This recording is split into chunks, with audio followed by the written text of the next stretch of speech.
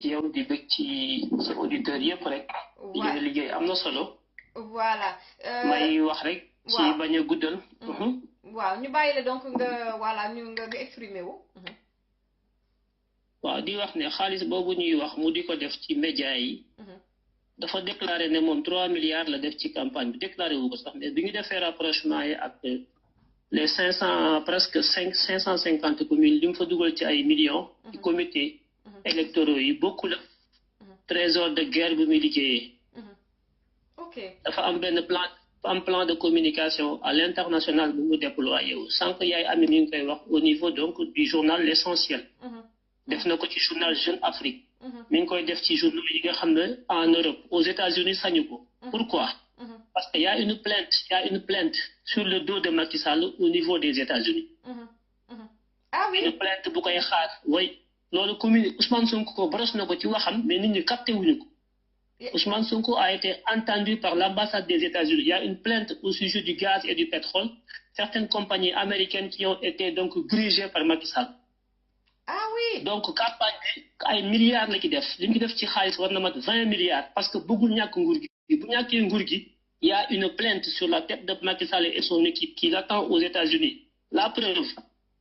lors de la dernière session de l'Assemblée générale des Nations Unies, Macky Sall dafa absenté Sénégal musta absenté c'est la première fois Macky Sall demul. déedéet. bi ñu topp mooy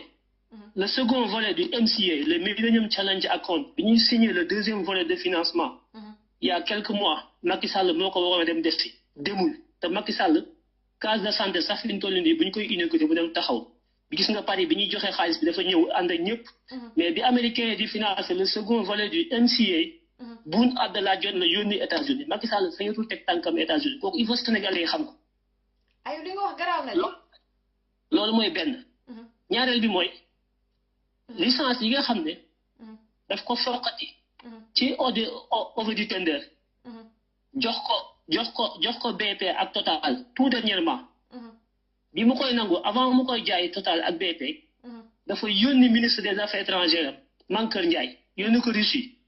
Mankeur Ndiaye dem wax ak Russie ne leen am nañu ay licence de pétrole yoo xam ne c'est sûr que on a du pétrole sur ces licences là dañu bëggoon ak du gaz bëggoon ngeen ñëw xool ba xam si ça vous intéresse dugal leen ci concessionnaire yi.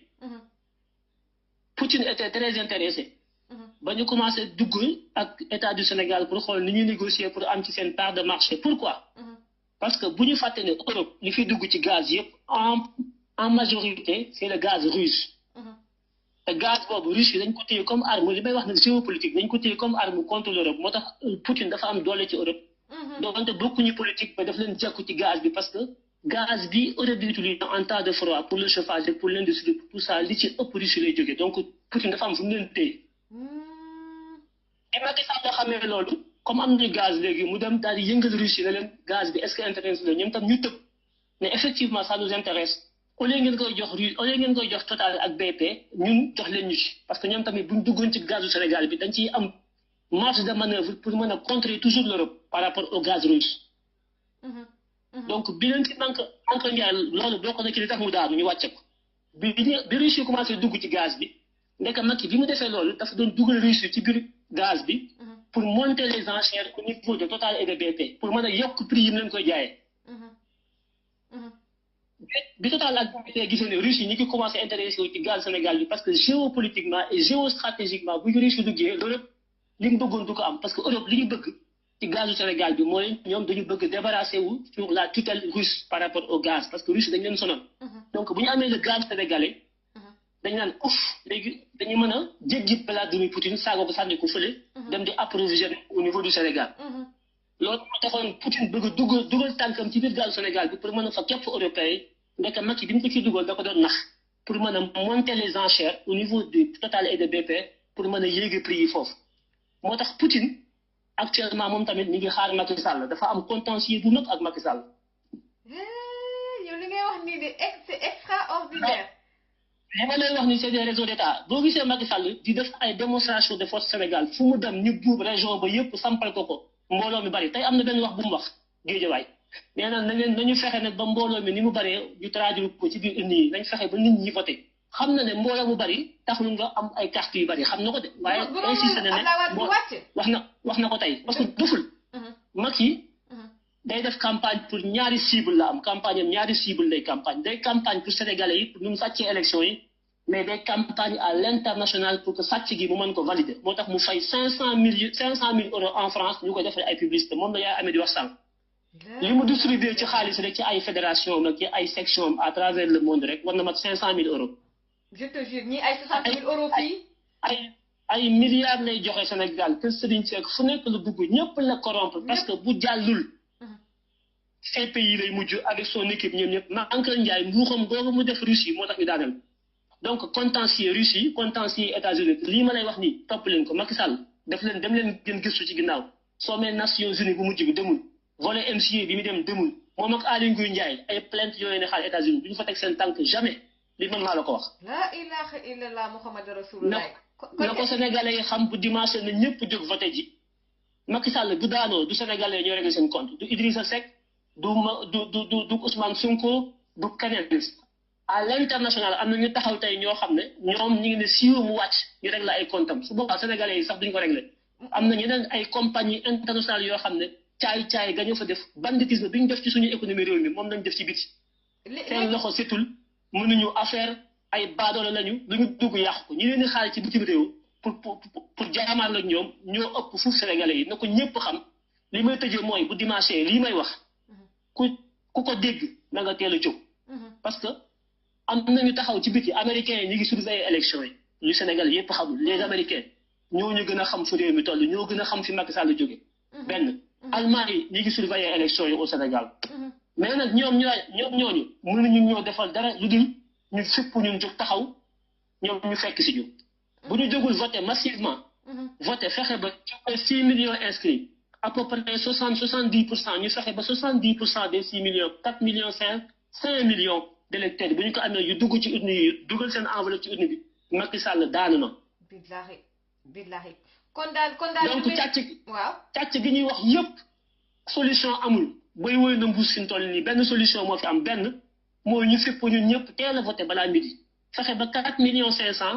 5 millions de Sénégalais voté pourquoi parce que Macky Sall natt na boppam xam na ne li mu am ci ay électeurs yëpp weesuwul 2 millions électeurs maximum te loolu dañ ko arrondir ay chiffres yu valable la depuis 2012 ba léegi élection yi fi jàll yëpp dañ ko cumuler def ci ay calcul xool ay force am ay faiblesse am ñu dugg ñëpp ñu xool ne kii doole bi mu am weesuwul 2 millions xam na ko bi mu xamee ne loolu la am moo tax mu jóg ne kon comme pour nga mën a gagner à 51% ci 2 millions il faut que ñuy voté bañ a weesu 4 millions naka laay def ba ñuy voté 4 millions mooy damay jaxase carte gi ubbi ay bureau de vote fii changer ay carte fële téye ay carte xale yu ndaw yi parce que xale yu ndaw yi duñu ma voté jaxase carte gi processus ba nga xam ne bu jour élection ba ñiy voté duñu bari taux de participation bi la bëgg mu yées parce que su faible dafay correspondre ak nombre bi mu bëgg nit ñi voté ko muy 3 millions 500 bu ñu voté 3 millions 500 2 millions mi day nekk majorité day gagné premier tour na ko sénégalais yi xam de c'est ça donc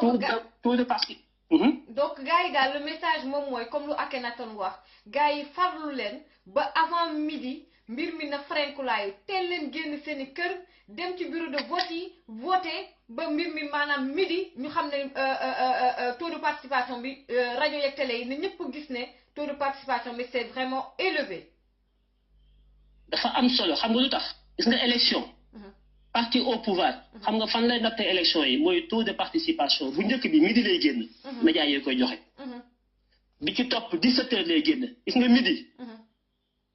bu taux de participation bi génnee daañu xam fa élection bi jëm 17h bu taux de participation bi génnee pouvoir bi dina xam ndax ñàkk na wala gañe na. te wàññeekuñu kon Sénégalais yi dañ teel a jóg voté benn vague bi 50% yi dañ ko voté avant midi. 25% yi maximum yi des. dañ ko voté avant 17h muy 75% ci 6 millions d'électeurs su fekkee carte yëpp génn na 95% yi Aly Ngouille Ndiaye di wax c'est pas vrai carte yi li ñu ci distribué matul 60% parce que ñoom li ñu génn ci ay carte dañ ko calculer ci pourcentage bi ñu bëgg ñu voté te pourcentage bi ñu bëgg ñu voté ni ngi aju ci seen force yi ñu am pour mën a jàll premier tour 2 millions la ñu am 2 millions la ñu am 2 millions yooyu lan mooy tax ñu mën a jàll ci 2 millions yi mooy ñu am électorat bu voté effectivement à 4 millions kon ñoom li ñu génn ci ay carte 4 millions la li ñu distribué carrément 4 millions la li ñu defar sax ci ay carte ok y a 2,6 millions cartes yoo xam ne defaruñ ko parce que bu ñu ko defaroon duñu fàllu. c'est ça. te ci biir 2 millions yooyu jeunes ñoo ci bari donc li ñu distribué ci carte yëpp Aly Ngouille Ndiaye li muy wax yëpp ci leen 4 millions yi nga def le rapport 4 millions sur 6,6 millions tu as le pourcentage de cartes fabriquées laa la wax. te pourcentage de cartes fabriquées boobu distribué wuñ lépp am na loo xam ne téye nañ ko am na loo xam ne amul am na ay erreur am na yoo xam ne ñu ngi ci lieu de retrait yi jot kenn jotu ko ci ba léegi kon nañu jàpp ne jour élection yi dimanche liy voté dëgg te nañu yor seen carte. du mat 3 millions 500. te 3,5 millions yooyu même bu ñu voté woon massivement aujourd'hui moom Macky Sall su consolidé 1,5 million 2 millions électeurs su ko consolidé tous la ñu dem voté ji bu ñu ko voté lee te trahiruñ ko parce que mën nañ ko trahir dana ci am ay taux boo xam ne entre 2 et 5% yoo xam ne ay vote sanctionné ci moom lay jógee mais loolu lépp bu ko liggéeyee ba loolu jàll mën na gagné premier tour bu nit ñi naagu de. waaw. naagu nañu voté ji massivement Macky ba mu commencé sàcc booba ñun feraguñu. loolu la Abdou Mboye wax sànq nee na ba mu commencé du tey. c'est à ba mu commencé sàcc benn moyen mooy ñëpp jóg dégg wax ji tas ko ñëpp dem voté ji teel a voté ji boobu arme lañ fi dese ku fi nekk di nelaw naan damay xaar ba añ ba noppi damay naan ataaya damay sieste. wala nga dem ci sa bureau de vote ñëwee la du fii. fayal la nga naan tàyyi naa ko damay dem ñibbi man dama ci sonn ku ko ci def da nga ko dikk ndax Macky bu jàllee.